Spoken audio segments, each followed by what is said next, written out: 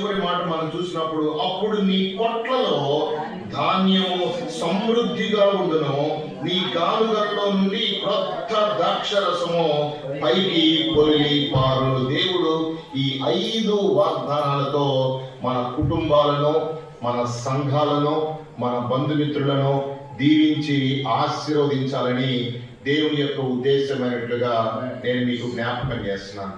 Because we need the peace. మనకి శాంతి, సమాధానం కావాలి.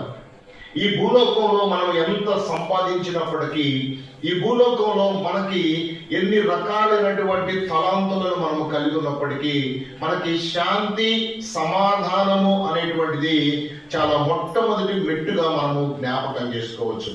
అది లేక చాలా మంది రకరకాలైనటువంటి వెల్నెస్ సెంటర్స్ అని, రకరకాలైనటువంటి హీలింగ్ ప్రాసెస్ అని, ఈ నూతనమైనటువంటి శాంతి సమాధానము కొరకు రకరకాలైనటువంటి ఎంటర్టైన్మెంట్ ప్రోగ్రామ్స్ అని, ఇవి ఎన్నో రకాలుగా మానవులైనటువంటి ప్రతి ఒక్కరూ కూడా చేస్తూ ముందుకు కొనసాగుతూ ఉన్నారు. కానీ ప్రియ సహోదరి సహోదరులారా, యేసుక్రీస్తు ప్రభువారు సమాధానమునకు కర్తగా కనబడుతున్నట్లుగా మనం చూస్తాం. ఆయన ఆశ్చర్యకరుడు, ఆలోచనకర్త, బలవంతుడైనటువంటి దేవుడు, నిత్యుడగు తండ్రి, సమాధానకర్తకు అధిపతి అని అతనికి పేరు పెట్టబడను అని యేసుక్రీస్తు ప్రభువారి గురించి మనము జ్ఞాపకం చేసుకుంటూ ఉన్నాం. అంతేకాకుండా ఇంకా ముందుకు మనం గమనించినట్లయితే, నీవు దయనుంది మంచివాడు అనిపించుకొందువు.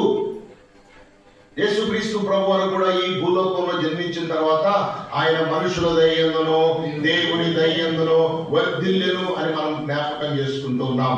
పరిశుద్ధ గ్రంథంలో మనం గమనించినట్లయితే చాలా మంది భక్తులను మనం చూసినప్పుడు వారు మనుషుల దగ్గర చాలా మంచి పేరు సంపాదించుకున్నారు.